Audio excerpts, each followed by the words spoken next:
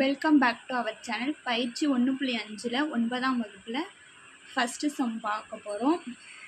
அருகில் உள்ள வெண்படத்தில் இருந்து கீழ்காணும் கணங்களை காண்க அப்படின்னு கேட்டிருக்காங்க. இங்கே கொடுத்துருக்காங்க. அதுக்கு வந்து a minus B, b minus C, a dash சேர்ப்பு b டேஷ் அதெல்லாம் கண்டுபிடிக்க சொல்லியிருக்காங்க. வாங்க கண்டுபிடிப்போம். First a minus B. ஏல இருக்கிறது வந்து பியில் இருந்தால் அதை வந்து போடக்கூடாது. ஏல வந்து என்ன 3 4 6 -2 -1 வந்து பியில் இருக்குது.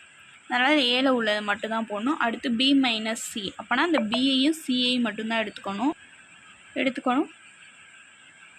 பியில் இருக்கிறது வந்து சியில் இருந்துச்சுன்னா அதை எழுதக்கூடாது. -1 5 7 இது மட்டும் தான் எடுத்துக்கணும். அடுத்து ஏ டேஷ் சேர்ப்பு பி டேஷ். ஏ டேஷ்னால் ஏல இல்லாததை எழுதணும். -3 0 1 2 5 7 8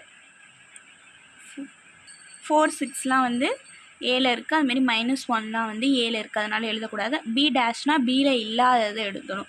இந்த ரவுண்டில் இல்லாதது என்னென்ன நம்பர்ஸ் அதை மட்டும் எழுதணும். -3 0 2 3 4 6 1 எழுதியாச்சு. இப்போ என்ன பண்ணணும், ஏ டேஷையும் பி டேஷையும் சேர்த்து எழுதணும் ஆர்டர் வைஸாக. -3 0 1 2 3 4 5 6 7 8 எழுதியாச்சு. அடுத்து ஏ டேஷ் வெட்டு பி டேஷ். இங்கே நம்ம ஏ டேஷும் பி டேஷும் கண்டுபிடிச்சி வச்சுருக்கோம். அதில் வந்து ரெண்டு எது வந்து காமனாக இருக்கும் அப்படின்னு பார்க்கணும். -3 0 1 2 இதுதான் காமனாக இருக்குது. அதனால் எழுதியாச்சு. அடுத்து வந்து 5வது பி சேர்ப்பு சி. பியையும் சியையும் இந்த பாருங்க, பியையும் சியையும் சேர்த்து எழுதணும். எழுதுனா -2 -1 5 7 8. அதாவது பி சேர்ப்பு சி ஹோல் டேஷ். அதுக்கு வந்து பியோடதையும் சியோடதையும் எடுத்து சேர்த்து இங்கே எழுதியிருக்கோம். -3 -2 -1 0 3 5 7 8. இருவரேன். பி சேர்ப்பு சி டேஷ். பி சேர்ப்பு சியில் இல்லாததை எடுத்து எழுதணும். என்ன எழுத 1 இல்லை 2 4 6 இதான் இல்லை. அதனால் இதை எழுதி போட்டாச்சு. ஏ மைனஸ் பி சேர்ப்பு சி. பி சேர்ப்பு சி வந்து நம்ம ஏற்கனவே கண்டுபிடிச்சி வச்சுருக்கோமா, அதனால் அதை எடுத்து போட்டாச்சு. அடுத்து வந்து ஏ மைனஸ் பி சேர்ப்பு சி. ஏல இருக்கிறது வந்து பி சேர்ப்பு சியில் இருந்தால் எழுதக்கூடாது. -2 இருக்குது, 1 இருக்குது, 3யும் இருக்குது, 4 இல்லை 6 இல்லை. அதனால் 4 6 எழுதியாச்சு.